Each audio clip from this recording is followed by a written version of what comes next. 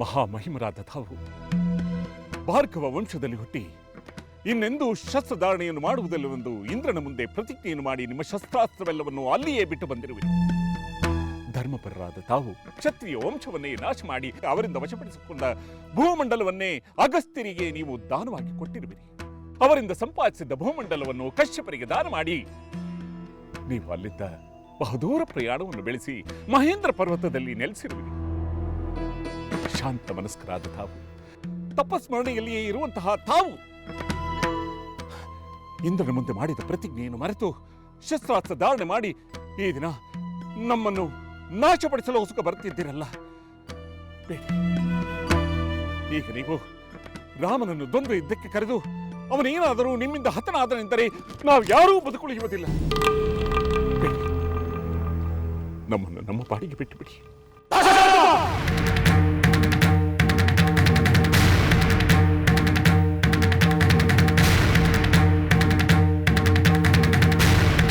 ಈ ನಿನ್ನ ವ್ಯರ್ಥವಾದ ಮಾತುಗಳಿಂದ ಯಾವ ಪ್ರಯೋಜನವೂ ಇಲ್ಲ. ನಾನು ನಿಶ್ಚಯಿಸಿದ್ದನ್ನು ಸಾಧಿಸದೆ ಬಿಡುವುದಿಲ್ಲ.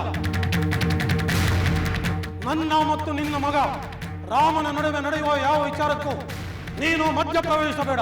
ದೂರವಿರು.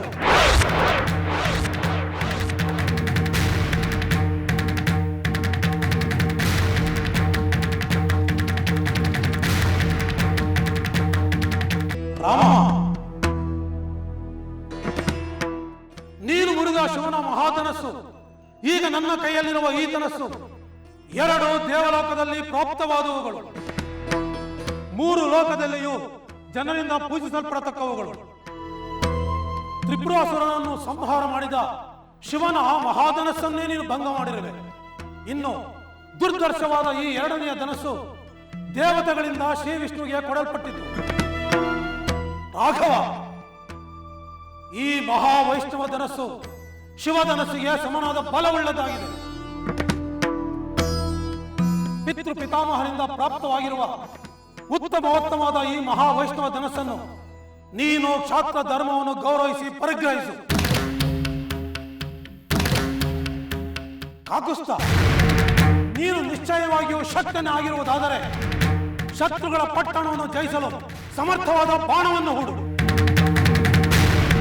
ಹಾಗೇನಾದರೂ ಶರಸಂಧಾನ ಮಾಡಿದ್ದೇ ಆದರೆ ಆ ನಂತರ ನಾನು ನಿನ್ನೊಡನೆ ದ್ವಂದ್ವ ಯುದ್ಧವನ್ನು ಮಾಡುತ್ತೇನೆ.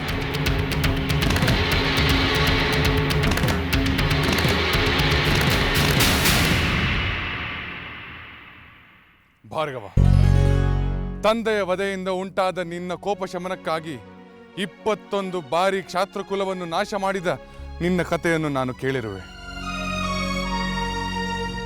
ಕೋಪ ಶಮನಕ್ಕೆ ಶೂರರು ಮಾಡಬೇಕಾದ ಕಾರ್ಯವನ್ನು ನೀನು ಮಾಡಿರುವೆ.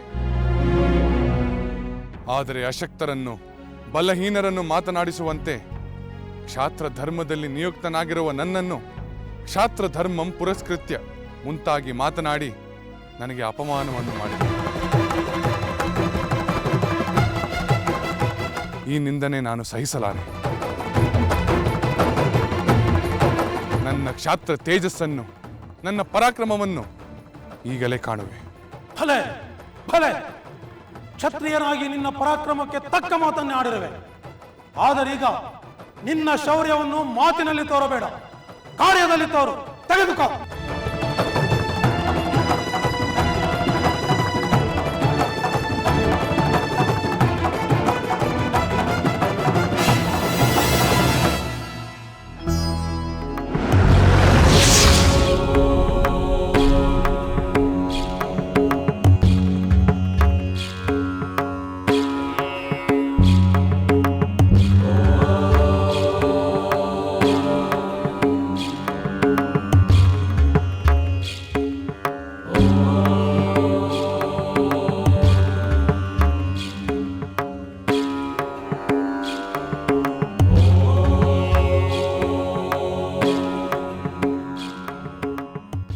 ಭಾರ್ಗವ, ನೀನು ಹೇಳಿದಂತೆಯೇ ಈ ವೈಷ್ಣವ ಧನುಸ್ಸಿಗೆ ಬಾಣವನ್ನು ಹೂಡಿ ಇದನ್ನು ಪ್ರಯೋಗಿಸುವೆ.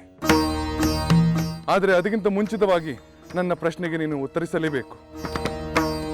ನೀನು ಒಬ್ಬ ಬ್ರಾಹ್ಮಣನಾಗಿರುವೆ. ಅಷ್ಟೇ ಅಲ್ಲದೆ ನಮ್ಮ ಗುರುಗಳಾದ ವಿಶ್ವಾಮಿತ್ರರ ಭಗಿನಿಯಾದ ಸತ್ಯವತಿಯ ಪೌತ್ರನಾಗಿರುವೆ. ಇವೆರಡು ಕಾರಣಗಳಿಂದಾಗಿ ನೀನು ನನಗೆ ಪೂಜ್ಯನಾಗಿರುವೆ. ಆದುದರಿಂದ ಪ್ರಾಣವನ್ನೇ ತೆಗೆಯುವ ಸಾಮರ್ಥ್ಯವುಳ್ಳ ಈ ಬಾಣವನ್ನು ನಿನ್ನ ಮೇಲೆ ಪ್ರಯೋಗಿಸಲು ನನಗೆ ಇಷ್ಟವಿಲ್ಲ. ಆದರೆ ಒಮ್ಮೆ ಬಿಲ್ಲಿಗೆ ಬಾಣವನ್ನು ಹೂಡಿದರೆ ಇದನ್ನು ಕೆಳಗೆ ಇಳಿಸುವುದು ಅಸಾಧ್ಯ.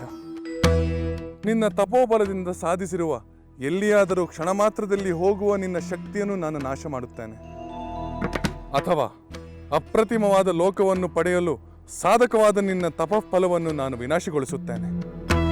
ಇವೆರಡರಲ್ಲಿ ಯಾವುದನ್ನು ಉಳಿಸಿಕೊಳ್ಳಬೇಕು ಎಂಬುದನ್ನು ನೀನು ನಿರ್ಧರಿಸಿ ನನಗೆ ಕೂಡಲೇ ತಿಳಿಸು. ಆದರೆ ದಿವ್ಯವಾದ ಶತ್ರುಗಳ ದರ್ಪ ಧ್ವಂಸಕವಾದ ವೈಷ್ಣವ ಧನುಸ್ಸಿನಿಂದ ತೆರಳುವ ಈ ಬಾಣವು ಗುರಿಯನ್ನು ಭೇದಿಸದೆ ಕೆಳಗೆ ವ್ಯರ್ಥವಾಗಿ ಬೀಳಲಾರದು. ರಾಮಚಂದ್ರ, ಮಹಾವೀರ, ನೀನು ಈ ವೈಷ್ಣವ ಧನಸ್ಸನ್ನು ಎದೆಯೇರಿಸಿ ನೀನೇ ವಿಷ್ಣು ಸ್ವರೂಪ ಎಂದು ತೋರಿಸಿದೆ.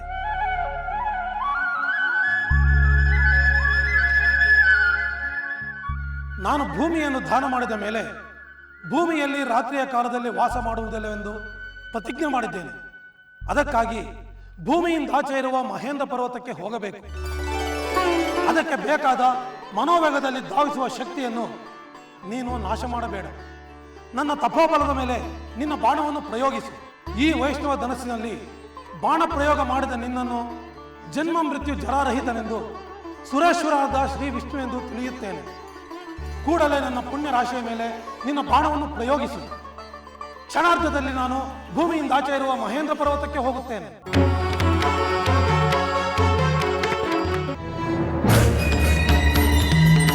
ಸಹೋದರರಿಗೆ ನಮೋ ನಮಃ. ಬಾ ಸೋದರಿ ಶೂರ್ಪನಖಿ, ಕುಳಿತುಕೋ. ನೀನು ಲೋಕ ಸಂಚಾರಕ್ಕೆ ಹೋದ ನಂತರ ಮಧ್ಯೆ ಒಮ್ಮೆ ಬಂದು ಹೋದೆಯಂತೆ? ಹೌದು ಅಗ್ರಜ.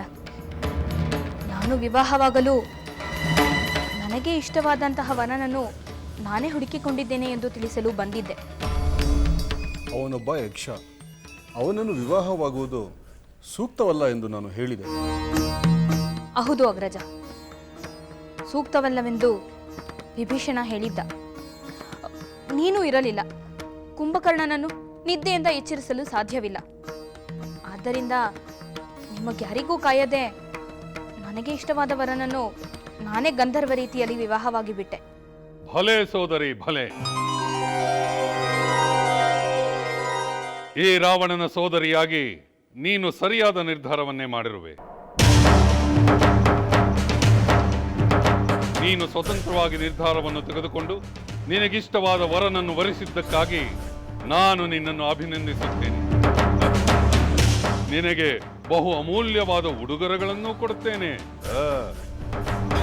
ಅಗ್ರಜ, ಶೂರ್ಪನಖಿ ಯಕ್ಷನನ್ನು ನಮಗ್ಯಾರಿಗೂ ತಿಳಿಸದೆ ವಿವಾಹವಾಗಿ ಬಂದಿದ್ದಾಳೆ.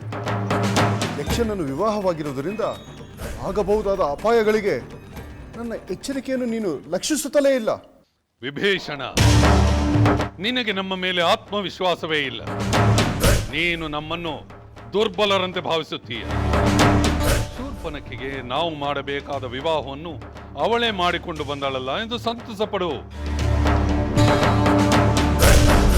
ಇನ್ನು ಆ ಯಕ್ಷ ಕುಲದವರ ಬಗ್ಗೆ ನಡೆಯುವ ಸಮರದ ವಿಚಾರವೇ ಬೇರೆ, ನನ್ನ ಸೋದರಿಯ ಪ್ರೇಮ ವಿವಾಹದ ವಿಚಾರವೇ ಬೇರೆ. ಸರಿಯಾಗಿ ಹೇಳಿದೆ ಅಗ್ರಜ. ನನ್ನ ಪತಿಯಾದ ಯಕ್ಷನಿಗೆ ನನ್ನ ಮೇಲೆ ಪ್ರೇಮವಿದೆ. ನೀನು ನನ್ನ ಸಹೋದರನೆಂದು ನಿನ್ನ ಮೇಲೂ ಅಪಾರವಾದ ಗೌರವವಿದೆ. ಸಾಕು ಸೋದರಿ, ಇಷ್ಟು ಸಾಕು. ನೀನು ಅವನನ್ನೇಕೆ ಕರೆತರಲಿಲ್ಲ?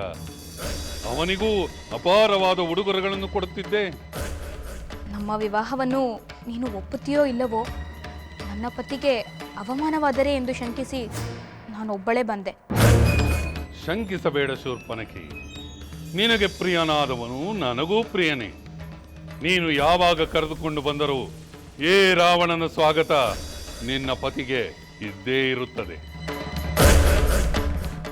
ಆಗಲಿ ಅಗ್ರಜ, ಮತ್ತೊಮ್ಮೆ ಬಂದಾಗ ಖಂಡಿತ ಅವರನ್ನು ಕರೆದುಕೊಂಡು ಬರುವೆ. ಯಾರೂ ಒಪ್ಪಲಿ ಬಿಡಲಿ, ಸದ್ಯ ನೀನು ನಮ್ಮ ವಿವಾಹವನ್ನು ಒಪ್ಪಿದೆಯಲ್ಲ, ನನಗೆ ಅದೇ ಆನಂದ, ಪರಮಾನಂದ.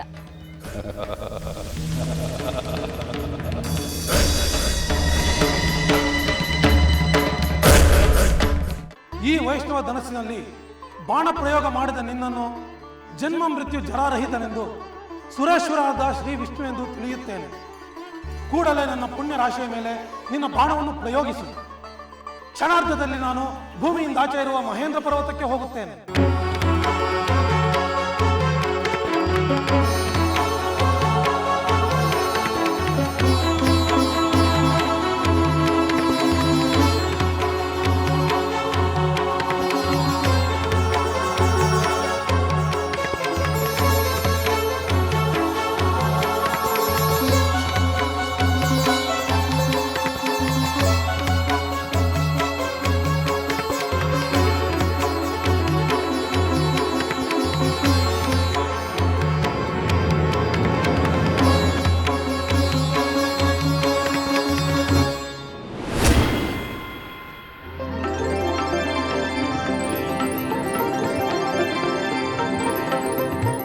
ದಾಶರಥಿ ಪುತ್ರ, ನೀನು ಅಜೇಯ.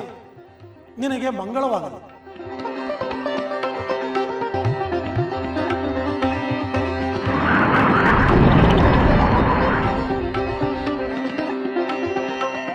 ದಶರಥ ಪುತ್ರ ರಾಮನಿಗೆ, ದಶರಥ ಪುತ್ರ ರಾಮನಿಗೆ, ದಶರಥ ಪುತ್ರ ರಾಮನಿಗೆ, ದಶರಥ ಪುತ್ರ ರಾಮನಿಗೆ, ದಶರಥ ಪುತ್ರ ರಾಮನಿಗೆ, ದಶರಥ ಪುತ್ರ ರಾಮನಿಗೆ. ರಾಮಚಂದ್ರ, ಪರಶುರಾಮನಿಂದ ಆಗುತ್ತಿದ್ದ ಆತಂಕವನ್ನು ನೀನು ಶಾಶ್ವತವಾಗಿ ಪರಿಹಾರ ಮಾಡಿದೆ. ಈಗ ನಿನ್ನ ತಂದೆಯವರನ್ನು ಎಚ್ಚರಗೊಳಿಸಿ.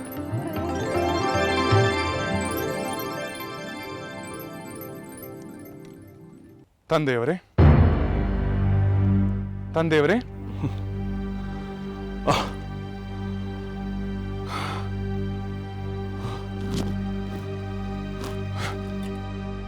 ರಾಮಚಂದ್ರ, ಪರಶುರಾಮನಲ್ಲಿ ನೀನವರೊಡನೆ ದ್ವಂದ್ವ ಯುದ್ಧವನ್ನು ಮಾಡಲಿಲ್ಲವೇ?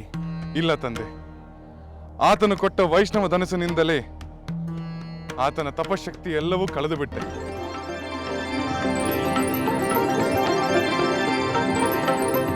ನನಗೆ ಮಂಗಳವಾಗಲಿ ಎಂದು ಹೇಳಿ ಅವರು ಮಹೇಂದ್ರ ಪರ್ವತಕ್ಕೆ ತೆರಳಿದರು.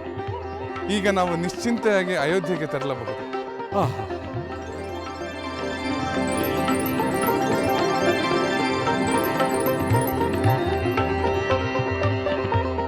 ರಾಮಚಂದ್ರ, ನೀನು ಮಹಾಮಹಿಮ. ನಿನ್ನನ್ನು ಪುತ್ರನನ್ನಾಗಿ ಪಡೆದ ನಾನೇ ಧನ್ಯ, ನಾನೇ ಧನ್ಯ.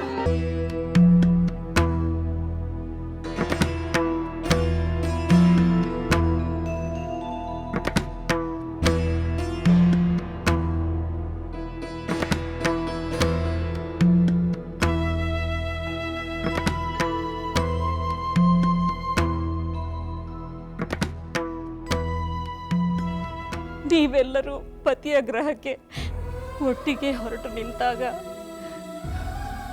ಬಾನಿನಲ್ಲಿ ಚಂದಿರ ನಕ್ಷತ್ರಗಳಿಲ್ಲದೆ ಅದು ಹೇಗೆ ಶೂನ್ಯ ಎನಿಸುತ್ತದೆಯೋ ಹಾಗೆ ಈ ಅರಮನೆಯಲ್ಲಿಯೂ ಎಲ್ಲಿ ಶೂನ್ಯ ಆವರಿಸಿ ಬಿಡುತ್ತದೋ ಎಂದೆನಿಸುತ್ತಿದೆ.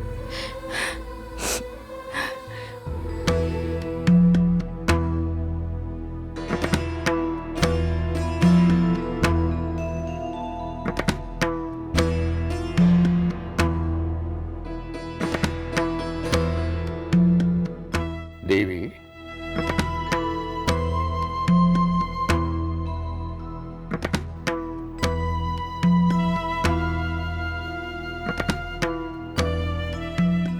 ದೇವಿ,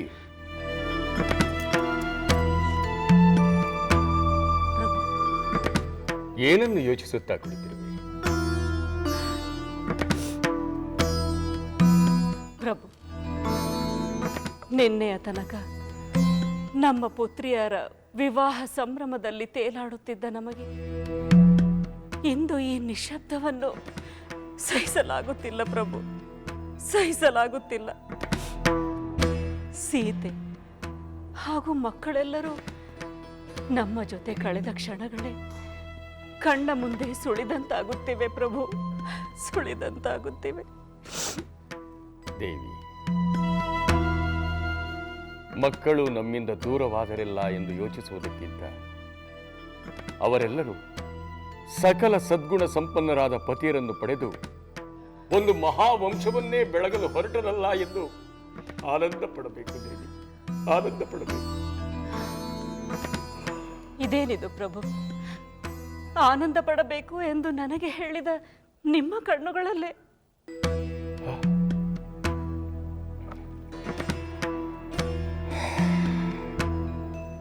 ಇದು ಕಣ್ಣೀರಲ್ಲ ದೇವಿ, ಆನಂದ ಬಾಷ್ಪ, ಆನಂದ ಬಾಷ್ಪ. ನಮ್ಮ ಪುತ್ರಿಯರು ರಘುವಂಶದ ಸೊಸೆಯಂದಿರಾಗಿ ತೆರಳುತ್ತಾರೆಂದು ನಾನು ಕನಸಿನಲ್ಲಿಯೂ ಎಣಿಸಿರಲಿಲ್ಲ.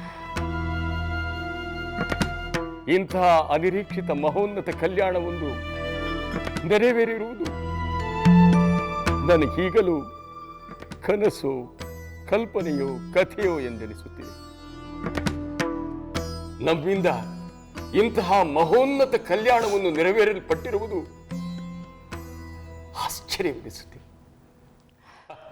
ಆಶ್ಚರ್ಯವೆನಿಸುತ್ತಿದೆ. ಆದರೆ ಅದು ಒಂದು ಕ್ಷಣ ಮಾತ್ರ. ಸೀತೆ ಊರ್ಮಿಳೆಯರಿಲ್ಲದ ಈ ಮಿಥಿಲಾ ಅರಮನೆ ಶೂನ್ಯವಾಯಿತೇನೋ ಎಂದು ಭಾಸವಾಗುತ್ತಿದೆ ದೇವಿ, ಭಾಸವಾಗುತ್ತಿದೆ. ಹೌದು ಪ್ರಭು, ಕಣ್ಣು ತೆರೆದರೆ ಮಾತೆ ಮಾತೆ ಎಂದು ನನ್ನ ಹತ್ತಿರ ಸುಗಂಧ ಪವನದಂತೆ ಸುಳಿದಾಡುತ್ತಾ, ಕೋಗಿಲೆಯ ಇಂಚರದಂತೆ ಮಧುರವಾದ ಮಾತುಗಳನ್ನಾಡುತ್ತಾ,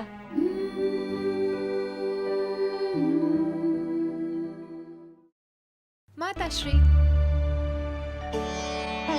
ಸೀತೆ ಮಗಳೇ, ನಾನೆಂದಾದರೂ ಊರ್ಮಿಳೆಗೆ ತೋರಿದ ಪ್ರೀತಿಗಿಂತ ಕಡಿಮೆ ಪ್ರೀತಿಯನ್ನು ನಿನಗೆ ತೋರಿದ್ದೇನೆಯೇ? ಮಾತಾಶ್ರೀ, ಹಾಗೆ ಹೇಳಿದವರು ನಿಮ್ಮ ಒಳ್ಳೆಯ ಗುಣದ ಅರಿವಿಲ್ಲದವರು. ಅಂತಹ ಮಾತಿಗೆ ನೀವು ಚಿಂತಿಸುವ ಅಗತ್ಯವೇ ಇಲ್ಲ. ಹಾಗಾದರೆ ನಾನೆಂದು ನಿನ್ನ ವಿಷಯದಲ್ಲಿ ಪಕ್ಷಪಾತ ಮಾಡಿಲ್ಲ ಅಲ್ಲವೇ? ಇಲ್ಲ ಮಾತಾಶ್ರೀ, ಇಲ್ಲ. ನೀವು ನನ್ನನ್ನು ಹಿರಿಯ ಮಗಳೆಂದು ಭಾವಿಸಿ ಹೆಚ್ಚಿನ ಪ್ರೀತಿಯನ್ನು ತೋರಿಸಿದ್ದೀರಿ. ನಾನು ಯಾವುದೇ ತಾಯಿಯ ಗರ್ಭದಲ್ಲಿ ಜನಿಸಿದರೂ ಇಷ್ಟೊಂದು ಪ್ರೀತಿಯನ್ನು ಪಡೆಯುತ್ತಿದ್ದೇನೋ ಇಲ್ಲವೋ, ಅದಕ್ಕಿಂತ ಹೆಚ್ಚಿನ ಪ್ರೀತಿಯನ್ನೇ ಪಡೆದಿದ್ದೇನೆ. ಸೀತೆ, ನಿನ್ನ ಮಾತುಗಳು ಬಿಸಿಲಿನಲ್ಲಿ ಬೆಂದವಳಿಗೆ ತಂಪೆರೆಯುತ್ತಿವೆ. ಹಂಸದಂತೆ ನಡೆದಾಡುತ್ತಾ ಬೆಳದಿಂಗಳ ನಗುವನ್ನು ಚೆಲ್ಲುತ್ತಾ ಆ ತಾರೆಗಳಂತೆ ಕಂಗೊಳಿಸುತ್ತಿದ್ದ ನಮ್ಮ ಮಕ್ಕಳು ಈಗ ಕನಸು ಎಂಬ ಸತ್ಯ ಅರಿವಾದೊಡನೆ ನನ್ನಲ್ಲಿ ಶೂನ್ಯ ಆವರಿಸಿದಂತಾಗುತ್ತಿದೆ ಪ್ರಭು, ಶೂನ್ಯ ಆವರಿಸಿದಂತಾಗುತ್ತಿದೆ. ಹೌದು, ನಿನ್ನ ಅನುಭವವೇ ನನಗೂ ಹಾಗೆ. ಆದರೆ ನಿನ್ನಷ್ಟು ಸುಲಭವಾಗಿ ಹೇಳಿ ನನ್ನ ಹೃದಯವನ್ನು ಹಗುರಾಗಿಸಿಕೊಳ್ಳಲು ಸಾಧ್ಯವಾಗುತ್ತಿಲ್ಲ. ಏಕೆಂದರೆ ನಾನು ಮಹಾರಾಜ ತನಗೆ ಬರುವ ಭಾವನೆಗಳನ್ನೆಲ್ಲ ಬಯಲಾಗಿಸುವಷ್ಟು ಸ್ವತಂತ್ರದಲ್ಲ ದೇವಿ, ಸ್ವತಂತ್ರದಲ್ಲ.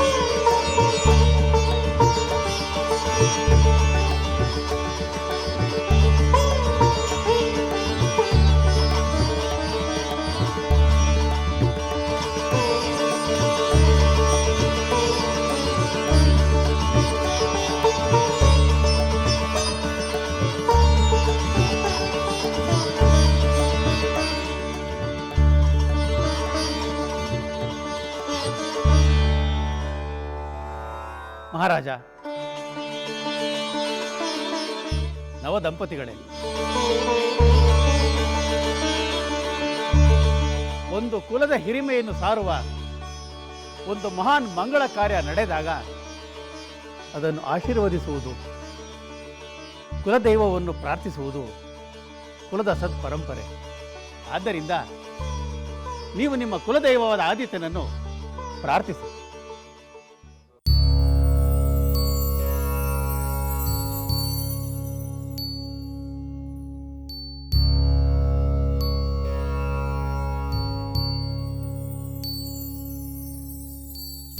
आदित्य सविता सूर्यः खगः पूषा गभस्तिमान्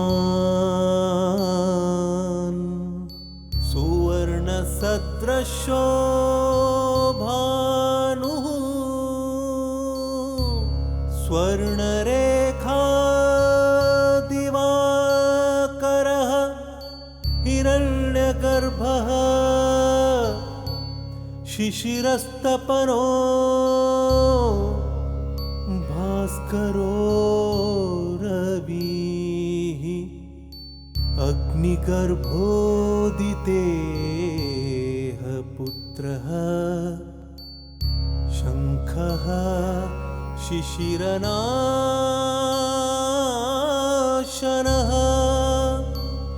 हरिदश्वः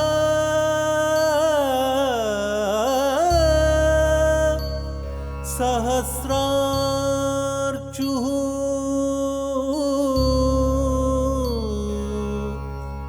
सप्त सप्तरीचिमान्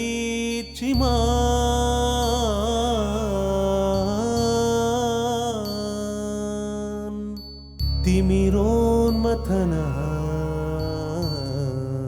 शम्भुः त्वष्टा मार्ताण्ड अंशुमान्।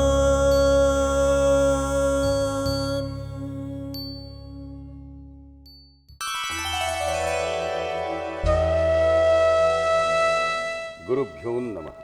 ಮಹಾರಾಜ ಸುಖೀ ಭವ. ದಯಮಾಡಿ ಆಸೀನರಾಗಿ ಗುರುವರಿ.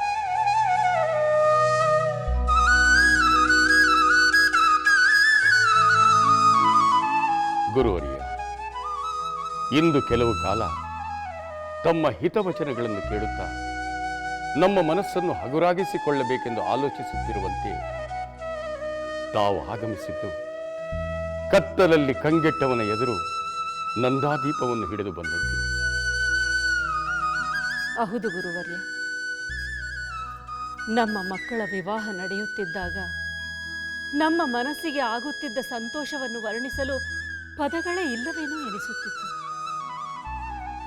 ಆದರೆ ಮಕ್ಕಳೆಲ್ಲ ಹೊರಟು ನಿಂತಾಗ ಒಂದೆಡೆ ಆನಂದ, ಇನ್ನೊಂದೆಡೆ ವಿಯೋಗದ ದುಃಖ. ಈ ಎರಡೂ ಭಾವನೆಗಳು ಅನುಭವಿಸಿದವನಿಗೆ ಮಾತ್ರ ಅರ್ಥವಾಗಲು ಸಾಧ್ಯ ಎನ್ನಿಸಿತು. ಆದರೀಗ ಮಕ್ಕಳೆಲ್ಲರೂ ಹೋದ ಮೇಲೆ ಏನೋ ಒಂದು ರೀತಿಯ ಶೂನ್ಯ ಆವರಿಸಿದಂತಾಗಿ ಮನಸ್ಸಿಗೆ ಯಾವುದೂ ಬೇಡ ಎನಿಸುತ್ತಿದೆ. ಮಕ್ಕಳೊಡನೆ ಕಳೆದ ಕ್ಷಣಗಳೇ ನೆನಪಾಗಿ ಮನಸ್ಸನ್ನು ಕಾಡುತ್ತಿವೆ. ನೀವೇ ಹೇಳಿ ಗುರುಗಳೇ, ಇಂತಹ ಪರಿಸ್ಥಿತಿಯಲ್ಲಿ ಎಷ್ಟು ಕಾಲ ಇರಲು ಸಾಧ್ಯ?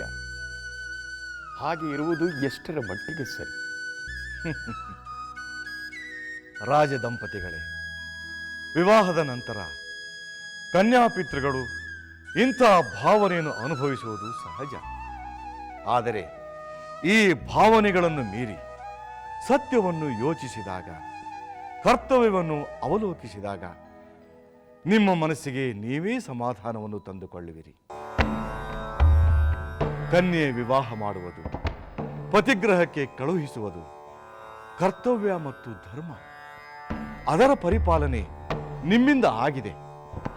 ಹೆಣ್ಣು ಮಕ್ಕಳಿಗೆ ಸದ್ಗುಣವಂತನಾದ ಗಂಡನ್ನು ಹುಡುಕಿ ವಿವಾಹ ಮಾಡುವುದರ ಉದ್ದೇಶ ಮತ್ತೊಂದು ವಂಶವನ್ನು ಬೆಳೆಸುವುದೇ ಎನ್ನುವುದಲ್ಲವೇ? ಅಂತಹ ಪುಣ್ಯ ಕಾರ್ಯ ನಿಮ್ಮಿಂದ ಆಗಿದೆ. ನಿಮ್ಮ ಕರ್ತವ್ಯವನ್ನು ಅತ್ಯುತ್ತಮವಾಗಿ ನಿರ್ವಹಿಸಿದ ತೃಪ್ತಿ ಮತ್ತು ಹೆಮ್ಮೆಯನ್ನು ನೀವು ತಾಳಿದರೆ ನಿಮ್ಮನ್ನು ಆವರಿಸಿರುವ ಶೂನ್ಯ ಭಾವನೆ ಪರಿಹಾರವಾಗುತ್ತದೆ.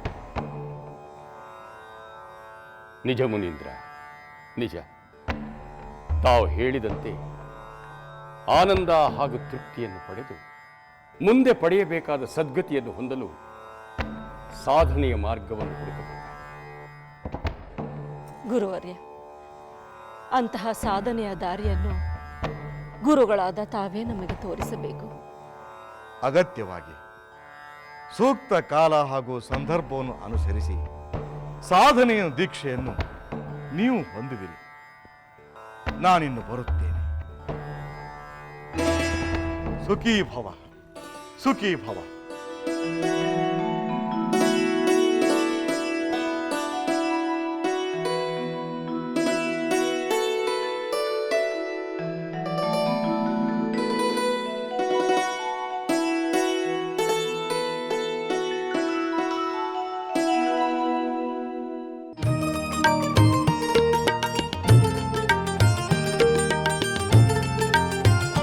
ಅಗ್ರಜ, ನನ್ನನ್ನು ಬರ ಹೇಳಿದ್ಯಾ?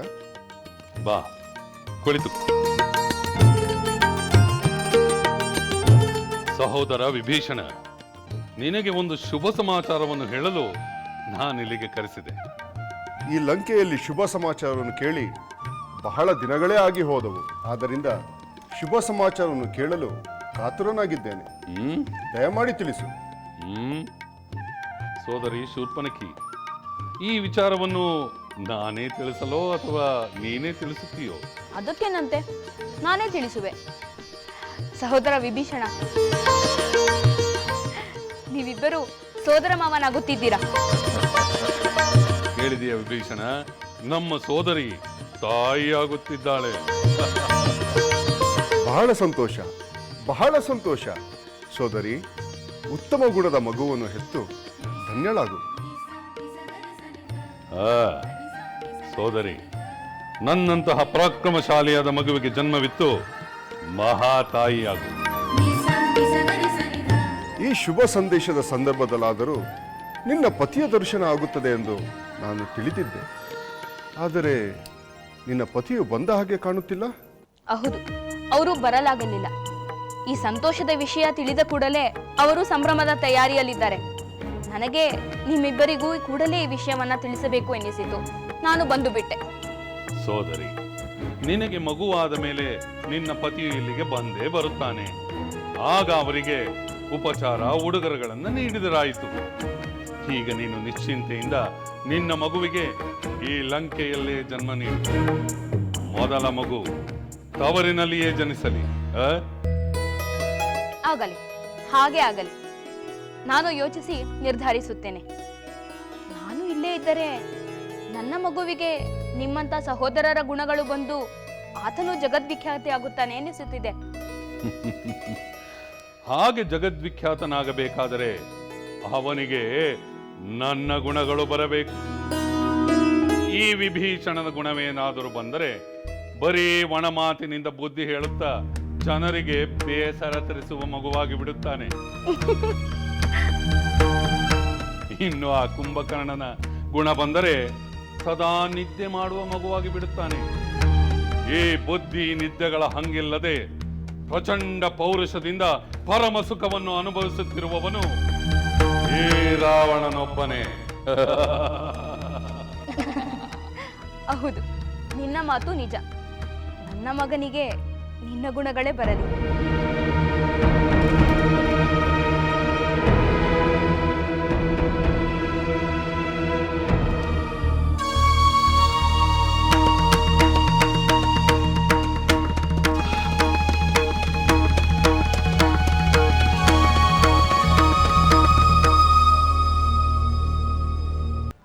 ಸೂರ್ಯವಂಶದ ನೂತನ ರಾಜ ದಂಪತಿಗಳೇ,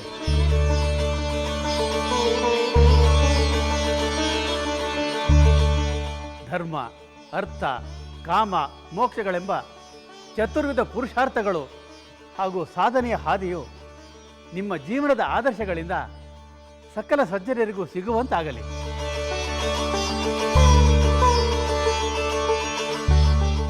ದೀರ್ಘಾಯುಷ್ಮಾನ್ ಭವ. ದೀರ್ಘ ಸುಮಂಗಲಿ ಭವ.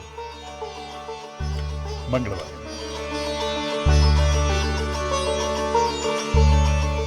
ಚಿರಂಜೀವಿ ಭವ. ದೀರ್ಘ ಸುಮಂಗಲಿ ಭವ. ಶುಭವಾಗಲಿ, ಶುಭವಾಗಲಿ.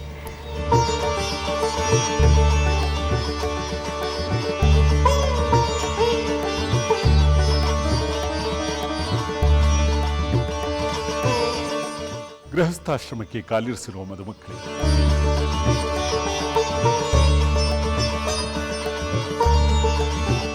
ನಿಮ್ಮೆಲ್ಲರ ಸದ್ಗುಣಗಳಿಂದ ನಮ್ಮನ್ನು ಸಂತೋಷಪಡಿಸಿರಿ. ಸಕಲ ಭೋಗ ಭಾಗ್ಯಗಳನ್ನು ಅನುಭವಿಸುವುದರೊಂದಿಗೆ ನಮ್ಮ ಕುಲದ ಕೀರ್ತಿಯನ್ನು ಆಚಂದ್ರಾರ್ಕವಾಗುವಂತೆ ಮಾಡಿದೆ. ದೀರ್ಘಾಯುಷ್ಮಾನ್ ಭವ. ದೀರ್ಘ ಸುಮಂಗಲಿ ಭವ. ಶುಭವಾಗಲಿ. ಚಿರಂಜೀವಿ ಭವ. ದೀರ್ಘ ಸುಮಂಗಲಿ ಭವ.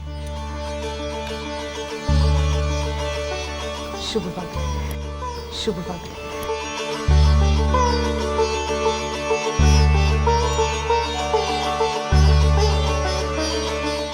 ಸಕಲ ಸದ್ಗುಣಗಳಿಂದ, ರೂಪ, ಯೌವನ, ಸಂಪತ್ತುಗಳಿಂದ ಸತಿಪತಿಯರಾಗಿರುವ ನಿಮ್ಮನ್ನು ನೋಡುವುದೇ ಮಹದಾನಂದ. ನಿಮ್ಮ ಮುಂದಿನ ಜೀವನದ ಕ್ಷಣಗಳು ಹೀಗೆ ಸುಖಮಯವಾಗಿರಲಿ.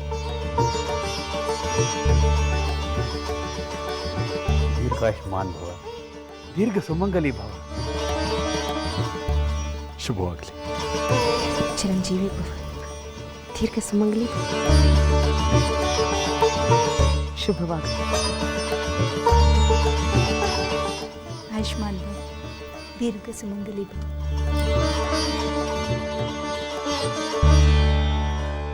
ಸುಖವೇ ಇರಲಿ, ದುಃಖವೇ ಇರಲಿ, ಅವೆಲ್ಲವೂ ನಿಮ್ಮ ಪರಸ್ಪರ ಪ್ರೀತಿಯನ್ನು ಹೆಚ್ಚಿಸಲಿ. ದೀರ್ಘಾಯುಷ್ಮಾನ್ ಭವ. ದೀರ್ಘ ಸುಮಂಗಲಿ ಭವ. ಶುಭವಾಗಲಿ. ಚಿರಂಜೀವಿ ಭವ. ದೀರ್ಘ ಸುಮಂಗಲಿ ಭವ. ಶುಭವಾಗಲಿ.